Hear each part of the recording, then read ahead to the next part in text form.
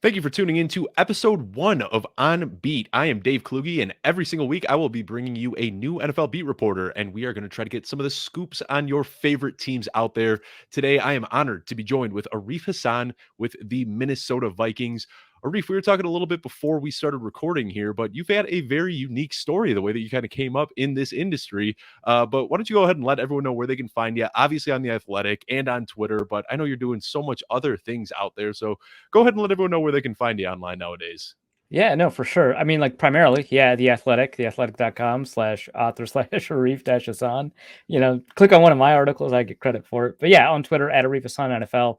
But beyond that, I don't know. I just like pop up on podcasts everywhere. I've got a dedicated podcast to the Vikings, the Norse Code podcast, which you can check out wherever podcasts are aggregated. It's not like a Spotify exclusive or anything like that. So you can find it wherever you find podcasts. And then other than that, I just kind of pop up everywhere. So really, you should just follow me on Twitter. I'll plug all my appearances.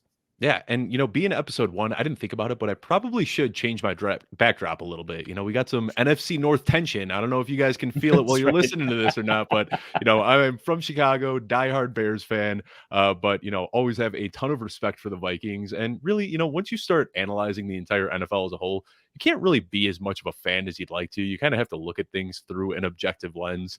And let's go ahead and get started. I don't want to spend too much time talking about this because obviously there's a lot of he said, she said, and it's a very muddled situation. But obviously, there's a lawsuit right now involving Dalvin Cook, and I just kind of want to hear what you have heard about this. Are the Vikings preparing for him to miss any time, or do we think this is something that is going to, not really affect 2021 too much? Yeah, I think the best way to put it is that the Vikings are prepared, but they're not preparing for Dalvin Cook to miss any time. I think that they're well aware that it is entirely possible that he misses time this year, but right now there is no indication that he will miss time this year. I mean, because it's a civil suit and not a criminal case, the NFL gives kind of, I wouldn't say a lot more leeway, but a longer leash, right? Because the process of charging someone with a crime is significantly different than the process of bringing a suit against somebody. And because of those different burdens, the NFL is a lot less likely to suspend someone or put someone on the commissioner's exempt list. I mean, you take a look at the Deshaun Watson case, which has significantly more, I would say, in the terms of one-sided credibility, right? Mhm. Which is not to say that any particular side in this case is wrong or right, but to say that it is a little bit easier to determine that there is probably wrongful behavior on Deshaun Watson's part than there is on Dalvin Cook's part, which you said is a more muddled case. And the NFL has not done anything with regards to Deshaun Watson because as it stands right now for Watson, that's a civil case instead of a criminal case. We'll see how that kind of progresses. But as it stands, unless he loses a judgment or something along those lines, Dalvin Cook is not going to miss any time. And the Vikings seem to be prepared for or preparing for him to play, throughout the rest of the season. Civil suits take a lot of time. So it could very well be the case that, he finishes out the 2021 season and the way both lawyers are handling it, it's going to be, litigated in public as much as it is going to be in the court of law. And so we're going to hear a lot about it, but I don't know if it's going to affect anything in terms of his on-field availability. Yeah, and that's what you talked about, it being a civil case as opposed to a criminal case. As somebody who's been paying close attention to the Deshaun Watson situation that's been going on, that seems to be what the NFL continues falling back on is, it's a civil case, there's no criminal charges, so we're not going to put him on the exempt list. And seeing that this is a civil case, I would fully agree with you. Just wanted to see if you had heard anything additionally besides the public reports that we've seen so far.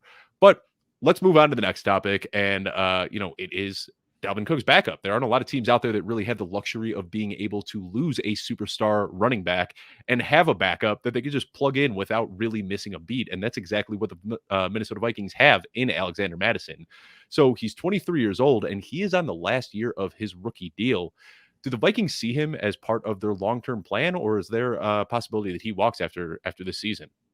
It is possible that he walks after the season. The Vikings obviously thought enough of him to invest a third-round pick, which is a pretty high pick for a running back just generally nowadays, but especially for a guy that's for the course of his entire rookie contract, it was slated to be a backup. I mean, there was no other kind of plan for him when he was drafted, right? And so that's somebody that's a position that they value a lot. Obviously, if somebody has starting money available to them on the market, somebody like a Jerick McKinnon way back, they're going to let that person kind of, maximize their fortune elsewhere. But I don't know that Alexander Mattison will ever get to the point where he can earn starting money in the NFL.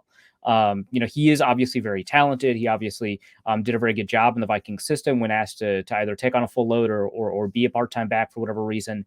And he's performed, right? He's been productive. But I think that just the way that NFL teams think about premier backs, if they're not a running back by committee team, it's unlikely that Mattison will be able to command the kind of money that even Jerick McKinnon did back when he signed with San Francisco. And so I think that they're planning to sign him to an extension. Whether or not Mattison thinks that he's got some better offers available to him, we'll see. But I don't think the Vikings are going to pay him anything like starting money, right? So, they value backup backs. Back when they signed Latavius Murray for, I want to say, about $4 million a year. Yep. That's probably the rate that they'd want to pay Mattison for that sort of thing. So, I think that there is a long-term plan for him. Either way, he's going to be, carrying the rock somewhere in the next 2-3 years.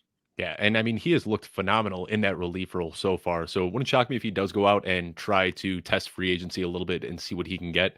But you've also got to look at it that the Vikings went out and they drafted Kene Nwangwu, who has looked great so far in a very, very, very minute role. But we got to see some of that speed and athleticism on display last week where he had that fantastic kick return against the Baltimore Ravens.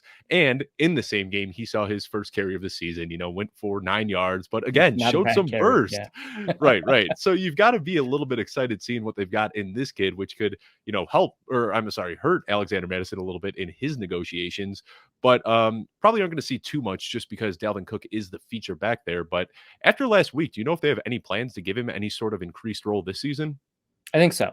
The plan for Nwangwu, I think, was to kind of ease him into the sort of the Mike Boone role, maybe give him a little bit more than Mike Boone had. I think he was kind of always underutilized when Boone was in Minnesota. Obviously, the Broncos and Peyton, the general manager who was previously with the Vikings, agreed, right? Which is why they signed him. But I think that's that kind of skill set, that kind of pure speed, which Boone had, and they've always found a guy, in some capacity that's been, sparked up, that's had a huge spark score, whether third round guy like Jerick McKinnon, undrafted guy like Darrell Presley, they've always found a guy that runs below a 4.3, right? And I think that they always kind of want to have a role for that kind of player. And I think that the way that he kind of has evolved his role this offseason, so he started out as the 5th string running back in camp, which is not super unusual, right, for like a 5th round rookie, but it is kind of unusual when he's behind undrafted guys, right? And so there was that, and it was partly because he was doing part-time work as a kick returner, so he wasn't always seeing kind of scrimmage reps and stuff like that. But as time had moved on, he was kind of taking on more and more of a role, and he became the 3rd running back by the time training camp was over. Unfortunately, of course, he got injured. I think it's really notable that the Vikings gave him a carry on his first game back from injury. And so I think that probably means that they really like what they have. And obviously he's demonstrated that he's got kind of a lot of game-breaking athleticism. He's always been stuck behind, these really great backs, whether it's David Montgomery or Breece Hall or now Dalvin Cook. And I think that they've noticed that his limited kind of carries are not really a product of the talent that he has, but really a product of kind of the premier, you could argue the best back in the nation or whatever, somewhere along those lines that he's always been behind. And so I think that they do want to involve him in the offense a little bit more, not in any way that, I think he's going to be fantasy relevant or anything like that, unless you're in a return league, in which case snap him up. I love return leagues, by the way. They are fun. They are a lot of fun. Haven't been one in a while, but they get a little wild. Oh, if you can snap up a cornerback in like the 15th round and he gets you like a good chunky yardage for no reason. Yep. But yeah, I remember Josh Cribbs, man. Josh Cribbs was a 1st round pick back in the day. Oh yeah, for sure. But yeah, I think this year Nwangwu is not going to be all that fantasy relevant, except he's going to make you mad because he's going to vulture, carries from Dalvin Cook or something along those lines. Maybe even take some receiving snaps away from like Tyler Conklin, right? But I think that they are going to want to involve him more. The Vikings have already experimented with 2 back sets with both Mattison and Cook on the field just a little bit so far this offseason. I think that kind of formation is a lot more dynamic with somebody like Nwangwu on the field. Yeah. Now, do you think that he's got the build? He's a big guy. Do you think that he's somebody that can take on that secondary role if Alexander Mattison were to walk in free agency next year? Is he somebody that they'd be comfortable just saying like, hey, you're the new Alexander Mattison, you're backing up Dalvin Cook going forward? I think that they would be comfortable having him compete for that spot. I don't think that they would want to hand it to him. Right. And so that's a situation where they might pay a guy, $2 or $3 million a year to put him in a competition or draft a guy. to put him in a competition. It's one of those areas where, you really like the role that you've kind of envisioned for a guy, and you don't necessarily know if he's going to be a really good fit for what would be an upgrade in terms of usage, but a kind of a different role in terms of skill set. And so that's going to be kind of one of those scenarios where you have to watch out. If Alexander Madison does walk, that doesn't automatically mean you can buy, a ton of Nwangwu shares. I mean, obviously his value would go up, but it's one of those situations where I'd be a little bit careful. Yeah, he is just such a fun player to watch. So, Oh, I'm hoping that he can carve out a bigger and bigger role because he is a blast to watch on the field. Now, you just mentioned Tyler Conklin a little bit, and it seems like Minnesota has just been a tight end factory with Kyle Rudolph, Irv Smith Jr., who unfortunately went down with a season ending injury. And now Tyler Conklin has stepped up and been very, very solid in that role. So, with his rookie contract expiring, I'm going to ask you the same thing I asked about Madison. Do you know if they're going to try to bring him back, or is he somebody that they are likely going to walk as well? Because I think he's done enough to deserve a bit of a payday after this season. Yeah, I think that might happen, and I think it would surprise Vikings fans. But I mean, fantasy guys know the tight end talent around the league is abysmal. Like there are 32 teams that do not have starting quality tight ends. Yep. And so Conklin is playing like that, especially because he's doing all the stuff that's not fantasy relevant that teams love. He's a great inline blocker, which was not true the previous 3 years, but he's doing a lot of really good stuff this year, which forces himself onto the field. He's very comfortable. He knows, all of the stuff that you need to know as a tight end in terms of the running scheme with the zone blocking stuff that Minnesota does. It's very popular around the NFL. And you can line him up out wide. The Vikings have done that a little bit. They've even, some of their scripted plays rely on him being, lined up out wide. You can even put him in the backfield just a little bit as kind of an H-back, although that's a little bit less his role. And he kind of projects to be, he hasn't really done that yet in Minnesota, but he projects to be kind of a red zone weapon. And I think a lot of people see that from him. And so I would imagine that he does walk and that the Vikings would be in kind of a tough spot, especially their trade for Chris Herndon did not work out at all. I mean, there's some practice squad guys getting more reps than him. So I think that Herndon there's a good opportunity that he walks and signs somewhere that needs kind of just a baseline starting level talented tight end. Yeah, well, the good news is that Irv Smith should be back and healthy next year, so hopefully he'll be able to fill that role if they do, in fact, end up losing Tyler Conklin. But I also want to talk about just we already talked about Dalvin Cook, the big superstar on the team, but Justin Jefferson, man, this kid is a stud developing right in front of our eyes. Honestly, just one of the most fun players to watch in the league right now. And he just set the rookie receiving record and picked up right where he left off, just crushing it now in year 2. And I just want to wonder, somebody who's kind of got their ear to the beat, gets to meet with these players and coaches. Do you think Adam Thielen, being a veteran who's going to be sticking around for a couple of years, do you think he has had anything to do with this development, or is Justin Jefferson just that good? I mean, I'm just wondering if there's any correlation here between Adam Thielen, because we saw him do the same thing with Stephon Diggs, kind of groom him into a great receiver. So is that kind of his role right now in the locker room?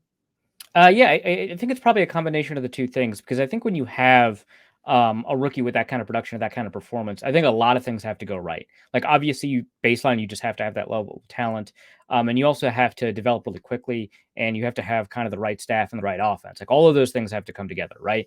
And I think that one of those things that helped that come together is Adam Thielen, who's a remarkably technical receiver in a lot of different elements of the game, not just as a route runner, but also his release off the line of scrimmage, his ability to kind of control when he looks for the ball, how he reacts when the ball is in the air, his body control, those sorts of things. Some of those are difficult to coach, but some of those things are stuff that Adam Thielen himself has gotten a lot better at. I remember watching him as a rookie back in 2013 in training camp, and I got to tell you, he was awful. He was terrible. He kept dropping the ball. He was running routes at the wrong depth. He wasn't getting open all that well, and he had the baseline athleticism. And the only reason the Vikings signed is because he killed the regional combine. But all of those kind of technical skills he just didn't have. And so somebody to go through that process, that didn't start out with that level of talent is a really remarkable asset to have, because sometimes you've got veterans that just intuitively know how to play the game, right? That have the athleticism and just kind of have a good feel for the game for whatever reason. They've got a really good understanding of what their body can and can't do. And they're not really great coaches, right? It's kind of like the Favre thing, right? Like he just knows when somebody is going to be kind of open. He doesn't know how to tell you, right? Yep. And so it's not important to him to kind of read the coverage and know exactly who's open. Same way with a lot of really good intuitive receivers. And Adam Thielen is not really that. He's put in a lot of work to be technically very skilled and make that fluid. And so that kind of translates a lot to helping somebody out like Justin Jefferson kind of develop. And what's interesting is that Jefferson was not the starting receiver at the beginning of the year. It was Olabisi Johnson. And based on what we saw in camp, it was entirely justified that Justin Jefferson was behind Johnson. It wasn't as if the Vikings were slow playing their rookies or anything like that. Totally made sense. But BC for the first 2 weeks wasn't producing, so they decided to give Jefferson a shot after he had an excellent week of practice, and he got over 100 yards in his first start. So it's interesting because he had to have lightning quick development essentially for him to be behind someone like BC Johnson and then become the receiver that he is today. So having Thielen was a really important element of that, but also a lot of other things, of course, had to come together. Yes, us fantasy managers and especially dynasty players are very, very aware of the BC Johnson reports that were coming out last offseason because it caused Justin Jefferson's value to absolutely plummet.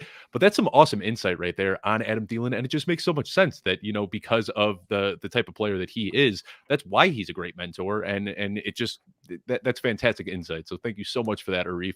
And another wide receiver that I want to talk about is KJ Osborne, who got off to a really hot start this season, but he's kind of quieted down a little bit. So I'm just wondering if you have any insight as to why he hasn't been getting the ball as much, and wondering if the team might be making more of a concerted effort to get him the ball going forward. Yeah, I don't know that the team will go kind of out of its way to make sure that Osborne sees the ball more. I think the reason that he's not seeing the ball right now is, well, there's two reasons. The first is just kind of inherent natural variance. Some games he's open, some games he's not. Some teams have really good defense against, 3 receiver sets, some don't. And so that's just going to be part of what happens, right? But the second part, I think, is that the Vikings offense is trying to mix what was really working at the beginning of the season and what was working last year. Right now, that's not happening. The Vikings offense is kind of garbage right now. But at the beginning of the season, it was really fantastic, but it's an entirely different offense from the one they were running last year, despite the fact that, the play callers had the same name, right? You'd think that those offenses are very similar, but it was a quick strike offense that didn't have a lot of play action. It was protecting the offensive line, and Kirk Cousins had his fastest time to throw in his career. And a lot of that has to do with the fact that there were a bunch of 1-step, 3-step drops. There was a bunch of replacing runs with passes, and there's very little in terms of play action and slow developing plays, but it meant that they didn't have very many explosives. And so Cousins is a really great deep ball passer. We saw that over the past 2 years, that he's been a top 10 deep ball passer. He's been accurate and he's been aggressive about moving the ball down the field despite his reputation. And that wasn't happening at the beginning of last year. Or beginning of this year. Mm-hmm. And so they've been incorporating more play action passes over the past couple of games, and they've been incorporating slower developing plays, longer developing plays, and they just haven't found a way to mesh those two offensive styles together. And I think that Osborne really benefits from having a multi-layered offense that has a deep option. It could be him, an underneath option, intermediate option. And he can play all of those roles. He can play every receiver position. He can run routes at any depth. But because the Vikings are trying to implement a lot of this play action stuff, they're only putting 2 receivers on the field because you want to make it look like you're running the ball. And so that's just given him fewer snaps. So you see that in the snap counts decreasing over time. And then when he is on the field, the Vikings offense just isn't in sync enough for Cousins to really trust. Well, first of all, he threw the ball away a bunch last week, but also to trust that the guys that he likes are going to be open. So it's been kind of a rocky middle of the season for the offense in general. And I think it just happens to be the case that Osborne was unfortunately collateral damage in that. Yeah, and we did see those big plays, especially on the play action to start off the game last week. Didn't have the best overall finish. Very, very tough loss for the Vikings, but we did see those big plays, and it was a much different Vikings offense than we've been used to, at least earlier on in this season. The last guy I want to talk about is Kellen Monde. And this is a guy that I am in love with. He was one of my favorite prospects coming out of the league. And we know that Kellen Monde is, still a pretty raw talent. But I'm wondering, how is the team feeling about his development? He's yet to take an NFL snap, but do they have faith that he'll be ready to go when Kirk Cousins is done with his contract? I mean, have they noticed any strides so far in practice, or is he just kind of sitting back, taking it in and spending most of his time watching tape right now? Yeah, I think it's kind of mostly that. I think that he's kind of taking it in and mostly watching tape. I think that the Vikings were encouraged by the end of training camp. The ability for him to kind of get the offense back in rhythm. He missed some critical time because of COVID. And so, he was kind of off track at probably the best time for a quarterback to learn, which is when the pads are on and everyone's going at full speed. So, he wasn't able to do a lot of those things. Obviously, we saw him in the preseason. It was not very impressive. But the Vikings are fairly happy with his development, but I don't think that they're, shocked that he's like, he's got this Dak Prescott or Russell Wilson, like 3rd round rookie. Holy crap. I can't believe we stumbled into this sort of thing. It's more that he's kind of proceeding at the pace that they expected, right? There's a lot he has to learn, obviously not just from college to the NFL, but a college offense that didn't put a lot on him in terms of doing stuff like learning protections or learning kind of every element of an offense in the same way that you would in a pro style offense. And so there's a lot of that getting involved. And I think that they're more anticipating that if he ever takes the leap, it's going to be that second year. And I think that we see that a lot with quarterbacks where, that first year that might improve over the course of the season, but the big leap happens in the offseason between the two starts, right, in terms of playing time. And so that I think is what they're anticipating. But right now, I think that they're kind of open to the idea that he could earn that starting job in 2022 or 2023 rather. Right.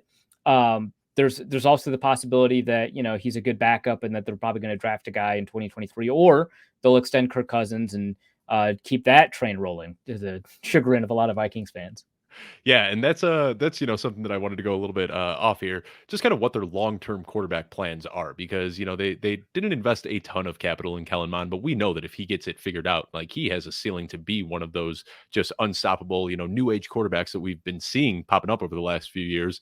But if you had to guess, would you say that they're going to extend Kirk Cousins and he'll be the long-term, or do you think a lot of it really rides on how this and next year finish out for him? Yeah, a lot of it does ride on how this year finishes out, and by I specifically mean this year because that would construct an extension scenario for next year. So if he's not doing well by the end of this year, they're stuck with him in 2022, and they're probably not going to extend him. And even if he does well in 2022, he's free to pursue free agency and hit a jackpot, right? And I think also it will depend, how he does this year is also a reflection of the coaching staff, and if Zimmer and Spielman maintain or retain their jobs this year, it's more likely that we'll see an extension. But if you see a new coach, new coaches hate being attached to the old regime, especially at quarterback. And so they might just get a new guy, right? Yeah. And so if Zimmer's fired at the end of the season, I would expect them maybe not to draft a guy in the 2022 draft the way that the draft experts are telling me, that class is shaping up. There doesn't seem to be any Joe Burrow surprises, and the guys they were high on have fallen. Right. Especially the Oklahoma kid. That's too bad, honestly. I like the Oklahoma kids. But you're stuck, hey, maybe we should get Malik Willis from Liberty. Maybe we should get Desmond Ridder from Cincinnati. I don't know. This UNC guy is making waves, but he's not good. It turns out, this crazy stuff. Right. So maybe, they get a guy in 2022. It could very well be, and this is probably the most fun for me as a beat writer, is if they grab a guy in the third round and have 2 third-round quarterbacks duke it out in 2022 for the backup job, which would put them in pole position for a starting job in 2023 if the new guy, if there is a new coach, if the new guy likes that. And so every possibility is open to the Vikings, that they could draft another quarterback, that they could not, that they could get one in the first round, that they might hit free agency again, which would make Vikings fans roll their eyes, but, it's just a thing. Who knows? Really Maybe depends. Aaron Rodgers goes to the Jets next year and then ends up in Minnesota 2 years later. Yeah, I mean, we've never seen that happen before, but certainly that would be an exciting. We could get some, nice revenge games, all that. But anything is kind of possible given where Kirk Cousins is, where the Vikings are, the job security for the general manager and the coach. All of those, because they're up in the air, create the possibility that Kirk Cousins is extended, that Kirk Cousins is on a lame duck deal, that the Vikings draft a guy to replace him outright, that the Vikings draft a guy to compete. Right. Yeah. Any of those things are within the realm of possibility, which of course means that for like dynasty purposes puts you in a bind in terms of what you want to do. Like I'm sure the Devy guys don't care, right? Because they've already got all the college quarterbacks they want, but the dynasty guys, they can't. I don't know how you would evaluate this Viking situation. So if you're trying to trade for or trade away Kirk Cousins, I don't know how you would value him at this point. Yeah, it's a very fluid situation right now, and there's a lot of uncertainty as to his future and Mike Zimmer's future. But Arif, I want to thank you so much for coming on the show today. Got a lot of good insight here. I'm going to close the show off asking everybody the same question. So, we talked about the big guys. We talked about Dalvin Cook, Justin Jefferson, Kirk Cousins, Adam Thielen, all those. But who is one guy that, not Devy, but the dynasty guys should be thinking about maybe picking up and stashing that you've noticed might have a little bit more pop than other people are recognizing? Yeah, Devy, whoever the Gophers recruit at wide receiver, I think. No, the dynasty guys that I think might be interesting. We already talked about Kene Monde, and I think that there's some opportunity there. But let's bring up a name that hasn't been brought up at all: Amir Smith-Marsett. that's going to be a really tough sell because the Vikings have 3 wide receivers, right? Yeah. KJ Osborne has demonstrated that he's got the talent. They're going to get BC Johnson back next year. He's injured right now, but he's, wide receiver 3, wide receiver 4 talent. But it is pretty rare for Zimmer to praise a rookie. And in particular, praise a rookie for their offensive skills as opposed to defensive or special team skills, right? And so, like, even CJ Ham, who they love, I don't think Zimmer praised him very much his rookie year. He was on the practice squad for a reason at that year. So, I think that, they really like Amir Smith-Marsett. He's got kind of this freewheeling. He's very much like a Jerome Simpson. He just loves life sort of stuff, which makes him a little bit kind of undisciplined at times. But he's somebody that I think has long-term potential as a wide receiver 3 or as a deep threat kind of guy. It could be with the Vikings. It could be with somebody else. It could be in a new coaching staff that likes 3 wide receiver sets. I don't know. But I think that he's got long-term potential. I would say that, I am worried about Nwangwu's ceiling in Minnesota just because of Dalvin Cook, and they love to have that bell cow guy. So you'd end up investing in him as a handcuff or hopefully a Kareem Hunt situation, which seems pretty unlikely to me. But you might end up with another Mike Boone. And so I think that from a dynasty, a deep dynasty league anyway, a dynasty standpoint, Amir Smith-Marsett would be kind of interesting. But that's got to be, it's tough in Minnesota to pick out these guys because everyone's heard of like Irv Smith, and by now they've heard of Tyler Conklin, and we just talked about KJ Osborne at length. So it's tough to find some of these guys, but I think your best opportunity right now is Smith-Marsett. Well, I purposely didn't bring up Amir Smith-Marsett earlier in the show because I was hoping that that's exactly who you're going to answer on this final question. So thank you for just taking that alley-oop, threw it right up to you, and you slam dunked it. But thank you so much again for your time, Arif. Look forward to seeing you around out on Twitter and hope that we can connect again soon. Be sure to tune into the show every single Friday. We are going to go live on the 32-Bit Network at 8 a.m. on Friday morning, so you can check it out every single morning there and anywhere where podcasts are found. I'm Dave Kluge. I'm here with Arif Hasan, and I will see you next week.